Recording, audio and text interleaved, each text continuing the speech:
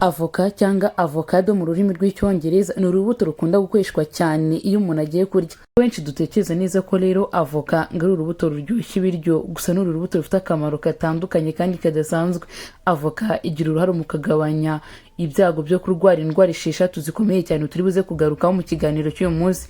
Avoka kandi ni urubuto rudasanzwe rufite igisobanuro cy'ubwiza butangaje. Ese umukunzi wawe cyangwa umuntu mubana wigeze wifuza kumuhereza impano ya avoka? Uyu munsi urarangira uzi neza icyo avoka isobanuye mu rukundo ndetse n'ikindi kintu isobanuye mu buzima busanzwe tubamo bwa buri munsi.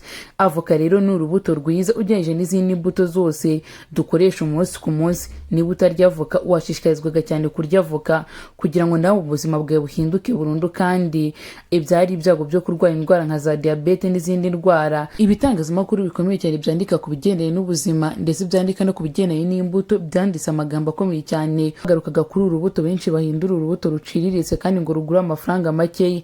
Abangaba bavuze ko avoka ikungahaye ku ntungamubiri nyinshi zigiye zitandukanye kandi ikagira n'uruhare mu kuvura indwara zitandukanye. Abantu benshi bazi ko avoka ari urubuto rushobora kuba rwaba rukoreshwa mu kurya gusa nanone ngo nazo ziriye zibaye nyinshi zishobora kuba zagira ingaruka ku mubiri wawe. Ese wigeze wumva ko avoka ishobora kuba yagira uruhare rukomeye cyane mu gufasha cyangwa mu kuvura indwara ya diabete, maze bwa buzima bwari buri mu kaga n'akangaratete bukongera bugasubirana kandi bukaba ubuzima bwiza? Kuri uyu munsi kugaruka ku kamaro ka avoka, uko avoka ikoreshwa mu kuvura diabete n'izindi ndwara zigiye zitandukanye. Uko iyi avoka benshi dutekereza ko ari urubuto rwo kurya rushobora kuba rwahindura amateka yawe mu buryo bugiye butandukanye. Benshi mu bantu batekereza ko avoka ari urubuto ruri aho ngaho, ariko cyane cyane ku barwayi ba diabete bagomba kumenya ibingibi. Abashakashatsi bo muri Leta Zunze Ubumwe za Amerika bagaragaje ko avoka rimwe na rimwe ifite uruhare rukomeye cyane mu kurinda diabete. Avoka kandi ari kimwe mu biribwa bifite amavuta meza, bityo ngo umurwayi wa diabete akaba yagira ubuzima bwiza binyuze muri avoka. Ifasha kandi kugabanya isukari n'ibindi bintu nk'ibyo bigiye bitandukanye. Ibi rero bivuze iki ku muntu urwaye diabete? Ibyo bivuze ko igihe urya avoka umubiri wawe ufata isukari gahoro gahoro, bityo ntihaboneke izamuka ryihuta ry'isukari mu maraso, bityo ubuzima bwawe ukaba buri kugenda neza ku murongo. Uretse kandi ibyo, avoka ifite fiber nyinshi cyane, hafi grama 10 bya kilograma yose. Ibi rero bituma umuntu yumva haze kandi nyine naryagagura ibiryo birimo amasukari menshi. Abaganga bavuga ko abantu bafite diabete bakwiye kwirinda amavuta mabi ava mu bifu cyangwa mu matungo agiye atandukanye.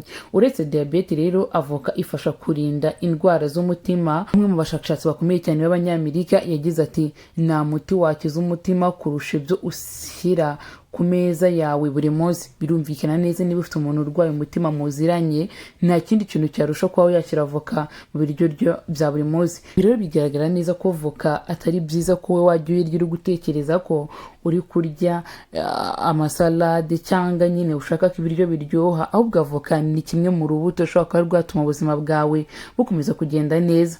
Uko wategura avoka neza?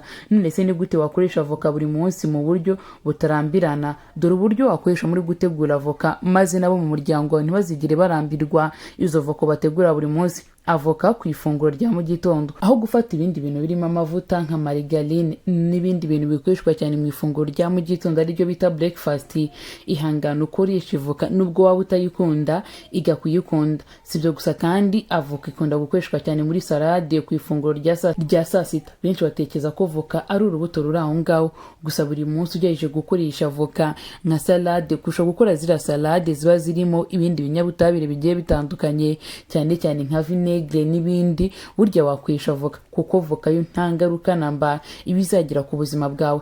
Avoka kandi wanayirya no ku ifunguro rya nijoro, ashobora kuba yahindura byinshi watekerezaga byaba ku buzima bwawe, cyane cyane ku bigendanye n'uko umubiri wawe ugomba gukura kandi ugakura mu buryo bugiye butandukanye. Ku batabizi neza rero, avoka igira intungamubiri zidasanzwe. Avoka ni urubuto rushobora kuba ari rwiza cyane kandi rukomeye kurusha izindi mbuto zose dukoresha buri munsi. Intungamubiri ya mbere avoka igira ni ibinyasukari bikeya cyane, bifasha kugenzura isukari mu maraso, bikaba byiza ku bantu bafite diabete. Nk'uko twabibonye, avoka ifite fiber nyinshi, ifasha igogora, ikagabanya ibinure bibi mu maraso kandi ikongerera umubiri kumva wishimye n'igihe kirekire, unahaza igihe kirekire. Avoka ifite amavuta meza, ifasha kugabanya cholesterol mbi no kongera protein nziza, bityo bikaba byatuma umuntu abaho mu buzima bwiza kandi igihe kirekire.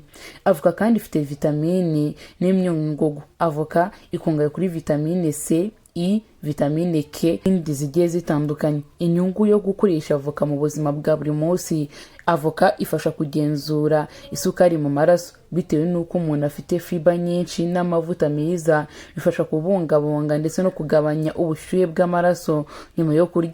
Ikindi kintu cya kabiri ni ukurinda indwara z'umutima. Amavuta meza n'imbuto z'ingenzi ziri muri voka bifasha kugabanya ibyago byo kurwara umutima. Niba wari ufite ubwoba rero ko ushobora kuzarwara umutima, uragerageza ujye ukoresha voka za buri munsi. Voka kandi ikoreshwa mu kongera kumva wuzuye.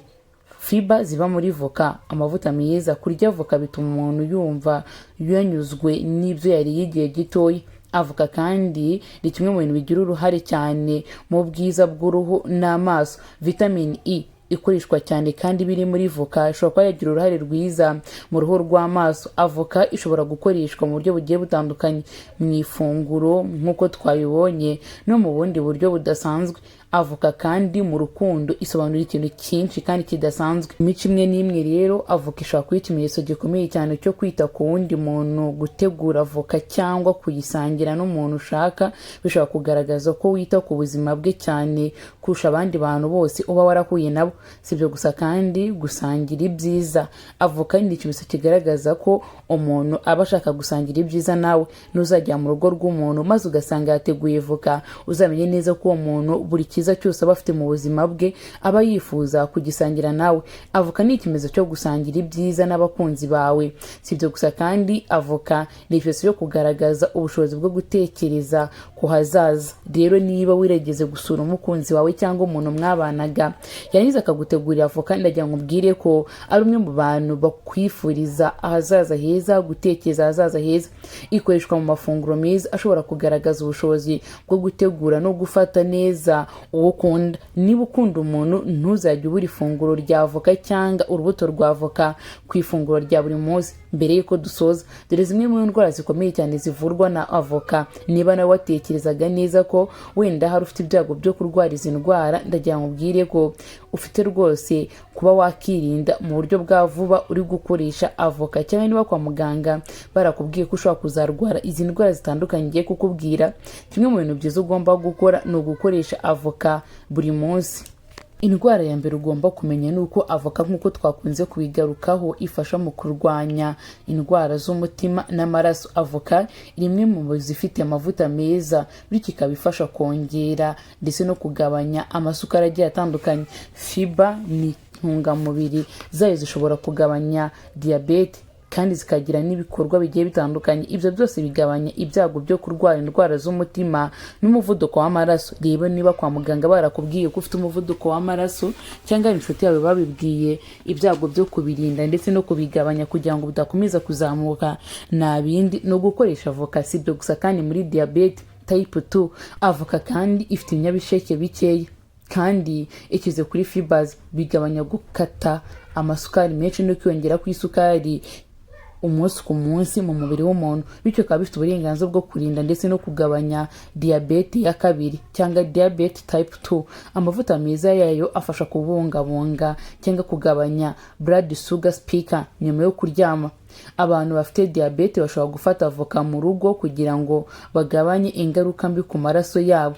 Si ibyo gusa kandi avoka igira uruhare mu ndwara z'uruhu n'amaso. Vitamine C na E biri muri voka bifasha uruhu gukomera no kurinda ko uruhu rwagaragara nk'urufite stress, aribyo bita oxidative stress. Bishobora kugabanya kwangirika k'uruhu no gutakaza ubwiza bwo mu maso.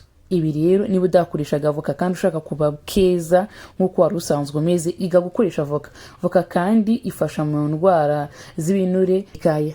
Fiber iri muri voka ifasha igogora ry'ibiryo no kugabanya constipation. Niba rero ujya urwara constipation cyangwa kwa kundi ujya kwituma bikanga, byaba byiza ugiye ukoresha avoka. iyi voka kandi ifasha kurwanya kanseri. Avoka rero tureba ari urubuto ruri aho ngaho kandi rufasha mu kurinda indwara z'impyiko n'ibindi byoroheje bigiye bitandukanye. Ese nawe watinyaga gukoresha avoka uvuga ngo wenda hari ni iby'abakire cyangwa ni ibikoreshwa n'abarya indyo zigiye zitandukanye? Kuva uyu munsi wige gukoresha avoka kugira ngo ubuzima bwawe bukomeze kugenda neza kandi ube umuntu wuzuye kandi ufite n'ubumuntu. Tuzabana ubutaha. Ndabakunda cyane.